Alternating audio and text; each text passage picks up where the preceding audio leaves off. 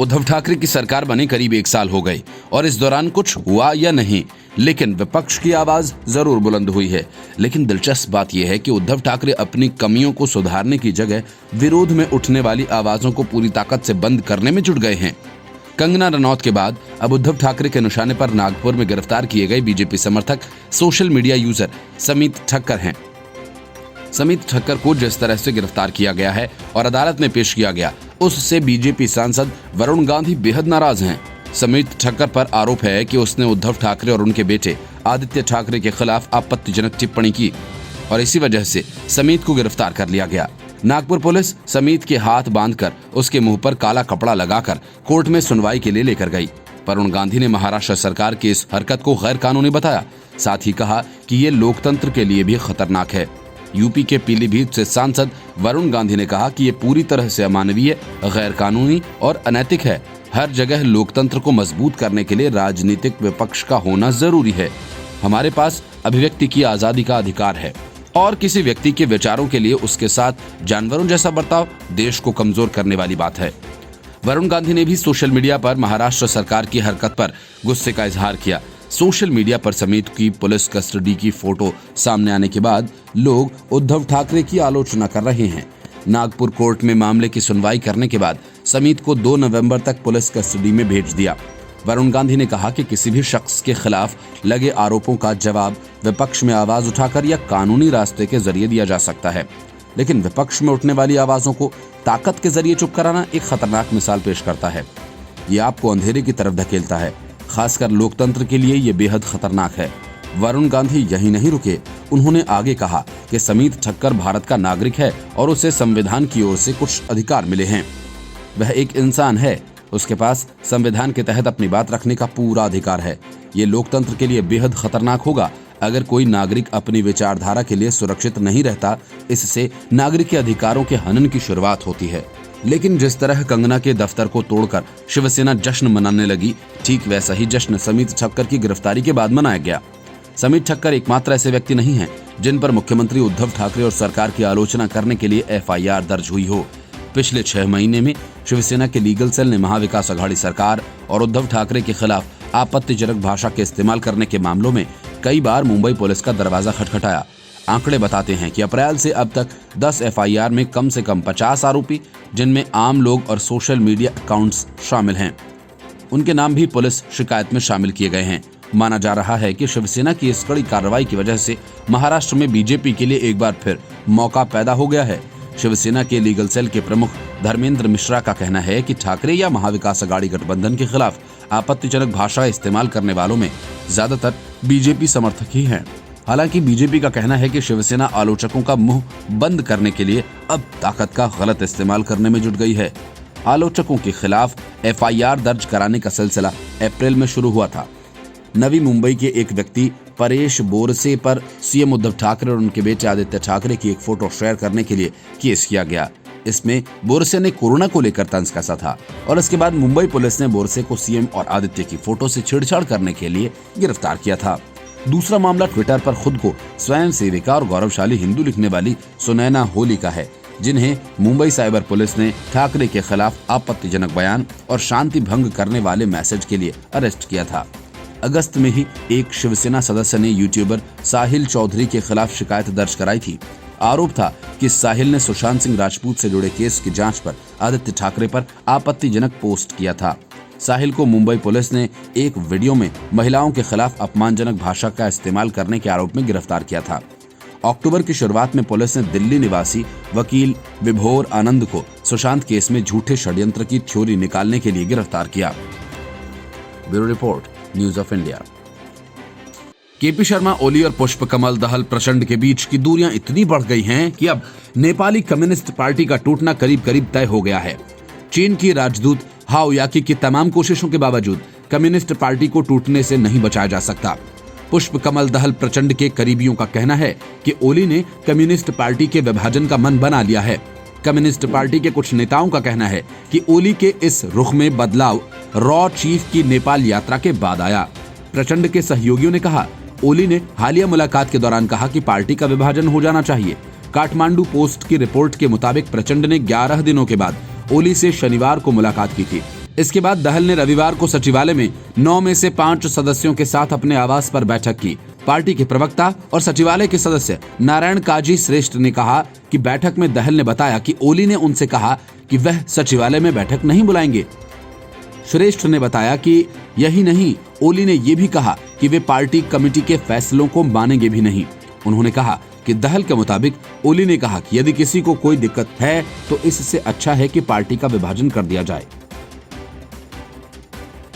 प्रचंड की इस बैठक में श्रेष्ठ के अलावा ओली कैबिनेट में गृह मंत्री राम बहादुर थापा, पार्टी के उपाध्यक्ष बामदेव गौतम और वरिष्ठ नेता झालानाथ खनल के साथ माधव कुमार नेपाल मौजूद थे। इसके पहले रविवार को नेपाल कम्युनिस्ट पार्टी के महासचिव विष्णु प्रसाद पौडेल ने कहा कि उनकी पार्टी अपने अस्तित्व के गंभीर खतरे का सामना कर रही है। उन्होंने कहा कि इस समय नेपाल की कम्युनिस्ट पार्टी के एकीकृत और अविभाज्य अस्तित्व के सामने एक गंभीर संकट उत्पन्न हो गया है। मैं सभी नेताओं, कैडर्स के सदस्य साथियों से अनुरोध करता हूं कि वे पार्टी एकता के संरक्षण के लिए योगदान दें। नेपाल कम्युनिस्ट पार्टी के कई नेताओं का कहना है कि जब इस पार्टी का जन्म हुआ था तभी से यह संघर्ष का सामना कर रही थी और नतीजा ये आना तय हुआ था। नेपाल कम्युनिस्ट पार्टी की स्थापना ओली के सीपीएन यूएमएल और दहल की सीपीएन के बीच विलय हुआ था। ये दोनों ही अलग अलग विचारधारा से आते थे, इसलिए इस पार्टी के भविष्य को लेकर सवाल उठने लगे थे। नेपाल कम्युनिस्ट पार्टी की स्थापना के 1.5 साल बाद ही उसमें मतभेद उभरने लगे थे। राजनीतिक विश्लेषकों का कहना है कि कई मौकों पर ओली का घमंड और दहल की महत्वाकांक्षा के बीच टकराव हो चुका है। इससे पहले 11 सितंबर को दोनों ही गुटों के बीच समझौता हुआ था और इसके बाद प्रचंड और ओली गुटों ने आपस में शांति बनाए रखी।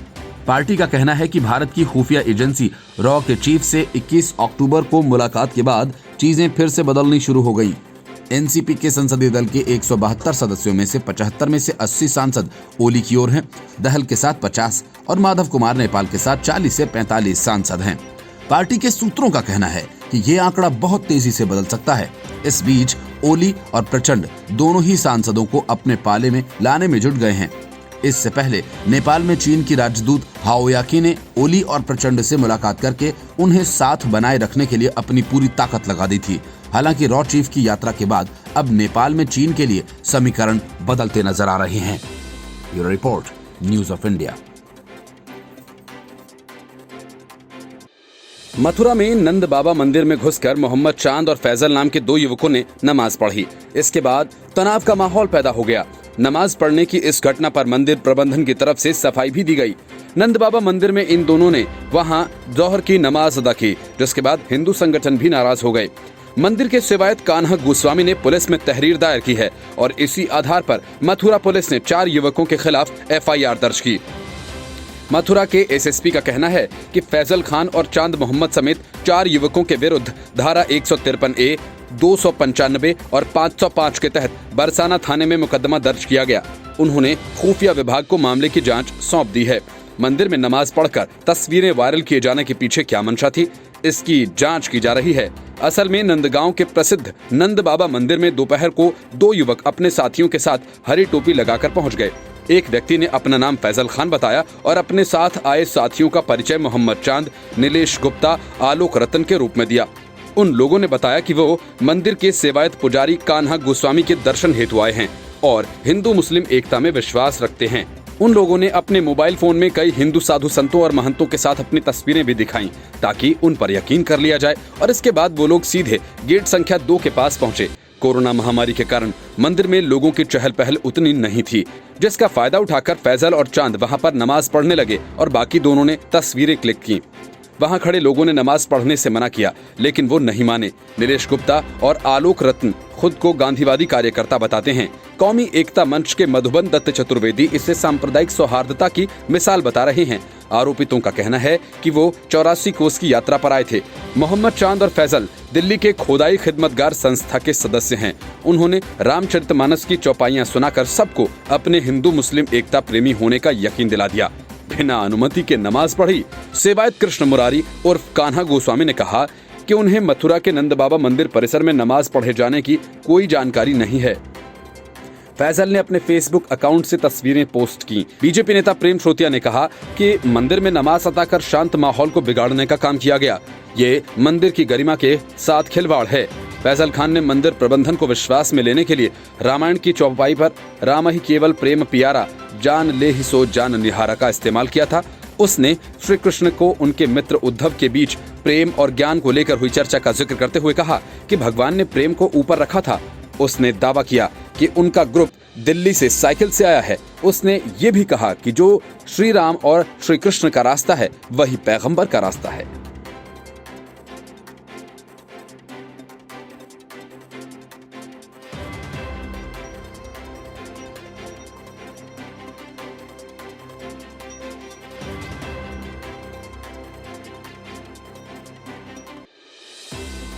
अवार्ड वापसी गैंग के शायर मुनव्वर राणा के ऊपर गिरफ्तारी की तलवार लटक गई है।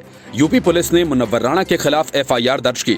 मुनव्वर राणा पर धार्मिक भावनाएं भड़काने का आरोप है। राणा ने पिछले दिनों फ्रांस में हुई हिंसा को सही ठहराया था। राणा का तर्क था कि भद्दा कार्टून बनाने वाले के साथ यही होना चाहिए। राणा ने यह भी कहा कि अगर कोई हमारी माँ या हमारे बाप का ऐसा कार्टून बना दे तो हम तो उसे मार ही देंगे। यही नहीं, मुनव्वर राणा ने यह भी कहा कि MF हुसैन ने हिंदू देवी देवताओं की विवादित पेंटिंग्स बनाई तो उस बुजुर्ग शख्स 90 साल के बूढ़े आदमी को देश छोड़कर भागना पड़ा। मुनव्वर राणा कहते हैं कि MF हुसैन इस बात को जान चुके थे कि यदि उन्होंने ऐसा नहीं किया तो उन्हें मार दिया जाएगा। गैर मुल्क में उनकी मौत हुई। मुनव्वर राणा ने यह भी कहा कि जब हिंदुस्तान में हजारों साल से ऑनर किलिंग को जायज मान लिया जाता है, कोई सजा नहीं होती, तो फ्रांस की घटना को नाजायज कैसे कहा जा सकता है। मुनव्वर राणा ने कहा कि 470 साल पहले बाबरी मस्जिद के सिलसिले में जिन बादशाहों ने गलती की, वो मजहबी मामले में जिसने भी मंदिर तोड़कर मस्जिद बना दिया, ऐसे में पूरी कौम को गालियां खानी पड़ी। मैंने ये कहा कि मजहब एक खतरनाक खेल है, इससे लोगों को दूर रहना चाहिए। मुनव्वर ने प्रधानमंत्री मोदी के आतंकवाद फैलाने वाले बयान पर भी निशाना साधा। उन्होंने कहा कि ये राफेल की दरकार है जो उन्हें ऐसा बयान देना पड़ा। अपने इस विवादित बयान के बाद आज तक के साथ खास बातचीत में मुनव्वर राणा ने कहा कि मजहब एक खतरनाक खेल है और इससे इंसानों को दूर रहना चाहिए। उन्होंने आगे कहा कि मैंने फ्रांस की हिंसा को जायज नहीं ठहराया। मेरी बात को आप समझ नहीं पाती हैं या फिर मेरी बात का दूसरा मतलब निकालती हैं। मैं ये कह रहा हूँ कि मुनव्वर राणा की बेटी उरुसा राणा कांग्रेस की नेता हैं। कांग्रेस ने उन्हें महिला समिति का उपाध्यक्ष बनाया है। मुनव्वर राणा की दूसरी बेटी फौजिया राणा भी कुछ दिनों पहले बिहार कांग्रेस में शामिल हुई। मुनव्वर राणा ने मंदिर पर सुप्रीम कोर्ट द्वारा नवंबर 2019 में दिए गए ऐतिहासिक निर्णय को लेकर आपत्तिजनक टिप्पणी की थी। उन्होंने एक विवादित ट्वीट करते हुए लिखा था कि भारत में 35 करोड़ इंसान और 100 करोड़ जानवर बसते हैं। मुनव्वर राणा ने यह ट्वीट बीजेपी नेता संबित पात्रा को संबोधित करते हुए भारत में रहने वाले लोगों को लेकर लिखा था।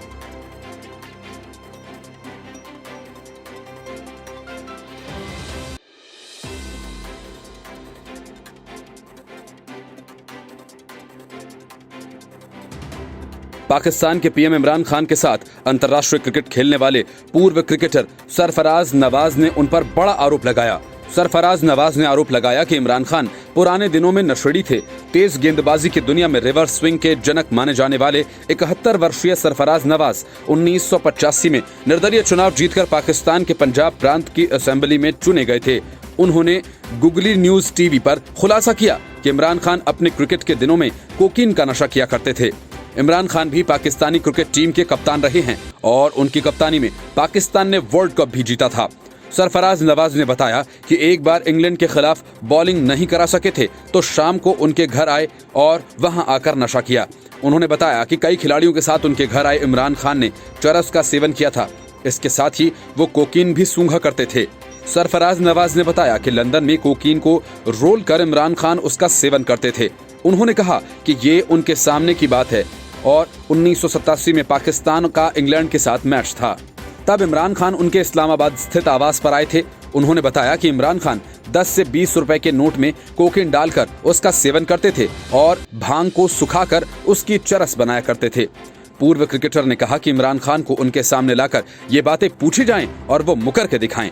उन्होंने कहा कि वो इस बात के अकेले गवाह नहीं हैं, बल्कि कई अन्य लोग भी हैं। उन्होंने कहा कि इमरान खान नशे के आदी रहे हैं। उन्होंने खुलासा किया कि जब इमरान ने उनके घर आकर नशा किया था तो उनके साथ मोहसिन खान, अब्दुल कादिर और सलीम मलिक भी थे और ये सभी इस बात के गवाह हैं। सरफराज नवाज 1969 से 1984 तक पाकिस्तान की तरफ से क्रिकेट खेल चुके हैं और उन्होंने 55 टेस्ट मैच में 177 विकेट्स लिए। उन्होंने 45 वनडे भी खेले और 63 विकेट लिए। वो अपने बाउंसर्स, यॉर्कर्स और स्विंग्स को लेकर बल्लेबाजों को खासा परेशान किया करते थे। साथ ही निचले क्रम में मुश्किल समय में अच्छी बल्लेबाजी भी करते थे। जिस साल उन्होंने चुनाव जीता उसी साल उन्होंने पाकिस्तान की मशहूर अभिनेत्री रानी से शादी कर ली। इमरान खान फिलहाल दुनिया भर में खुद को इस्लाम का मसीहा साबित करने में लगे हुए हैं और तुर्की को खलीफा बनाने के अभियान में जुटे हैं। हाल ही में पाकिस्तान के प्रधानमंत्री इमरान खान ने फ्रांस के राष्ट्रपति इमैनुअल मैक्रों को कट्टर बताते हुए उन पर इस्लाम पर हमला करने का आरोप लगाया था। उन्होंने कहा था कि मैक्रों ने इस्लाम की जानकारी न होने के बावजूद मुस्लिमों पर हमला किया और इस्लामोफोबिया को बढ़ावा दिया है।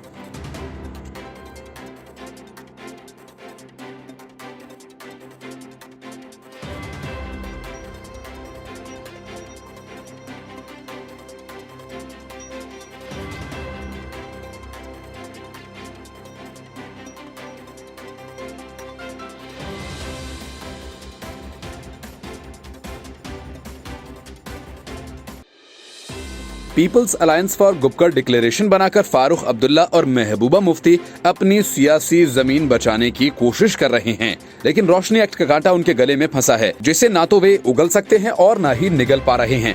रोशनी एक्ट के तहत जमीन का बंदरबांट करने वाले इन नेताओं का पूरा सियासी करियर दांव पर लग गया है। माना जा रहा है कि गुपकर समझौता इसी से बचने के लिए किया गया है। माना यह भी जा रहा है कि बीजेपी ने समय रहते बड़ा दांव चल दिया। रोशनी एक्ट के तहत जम्मू कश्मीर में सबसे बड़ा जमीन घोटाला हुआ है, इसलिए जिन लोगों ने रोशनी के जरिए जमीनों पर कब्जा करवाया उन्हें कौड़ियों के भाव बेचा है। अब वही लोग गुपकर समझौता कर रहे हैं। गुपकर में किसी बड़ी राजनीतिक क्रांति पर चर्चा नहीं हुई। रोशनी एक्ट मामले की जांच शुरू हो गई है। अब उन सभी लोगों के नाम सार्वजनिक होंगे जो रोशनी एक्ट के तहत जमीन के मालिक बने हैं और अगले 6 महीने में वे जमीन भी वापस ली जाएगी। अब कांग्रेस, नेशनल कॉन्फ्रेंस और पीडीपी को यही डर सता रहा है, इसलिए ये गुपकर समझौता कर रहे हैं। ये तीनों पार्टियां प्रदेश में अपनी राजनीतिक हैसियत बचाने के लिए और रोशनी एक्ट के तहत हुए घोटालों पर पर्दा डालने के लिए विरोध प्रदर्शन करने की तैयारी में हैं। कश्मीर में राजस्व विभाग के मुख्य सचिव जनवरी 2001 के आधार पर सरकारी जमीन का ब्यौरा एकत्र कर उसे वेबसाइट पर प्रदर्शित करेंगे। किस जमीन पर किसका कब्जा है, इस बाबत सभी अवैध कब्जा धारकों के नाम सार्वजनिक करने की प्रक्रिया शुरू हो गई है। रोशनी एक्ट के तहत समय समय पर हुए तमाम संशोधनों को रद्द किया जा रहा है। सरकारी जमीन पर कब्जा धारकों से जमीन छुड़वाने की कार्य योजना 6 माह के भीतर पूरी कर ली जाएगी। सूत्र बताते हैं कि इन तीनों राजनीतिक दलों ने रोशनी एक्ट का जमकर दुरुपयोग किया। रोशनी एक्ट में मनमर्जी से संशोधन कर सरकारी जमीनों पर कब्जा करा दिया गया। जम्मू कश्मीर की आम जनता खुश है। अब रोशनी एक्ट के जरिए घोटाला करने वाले सभी लोगों के नाम सार्वजनिक होंगे। श्रीनगर में रोशनी एक्ट के तहत राजनीतिक दलों के कार्यालय भी बन चुके हैं। नेताओं और उनके रिश्तेदारों के अलावा नौकरशाहों और पुलिस के बड़े अधिकारियों ने भी इस एक्ट की मदद से जमीन हासिल की है। पिछले दिनों श्रीनगर में गुपकर समझौता हुआ। ये समझौता केवल इसी बात को लेकर हुआ कि अब रोशनी एक्ट घोटाले से खुद को कैसे बचाएं। इन तीनों दलों के नेताओं ने थोक के भाव में रोशनी एक्ट का फायदा उठाया था। अब उन्हें ये डर सताने लगा है कि अब जब अखबारों में उनके नाम सार्वजनिक होंगे तो जनता के बीच उनका नकाब उतर जाएगा और इसी के चलते उन्होंने आपस में गुपकर समझौता कर लिया। इसमें उन्होंने अनुच्छेद 370 को दोबारा से लाने की मांग दोहराई, जबकि हकीकत यह है कि वे रोशनी एक्ट से खुद को कैसे बचाएं।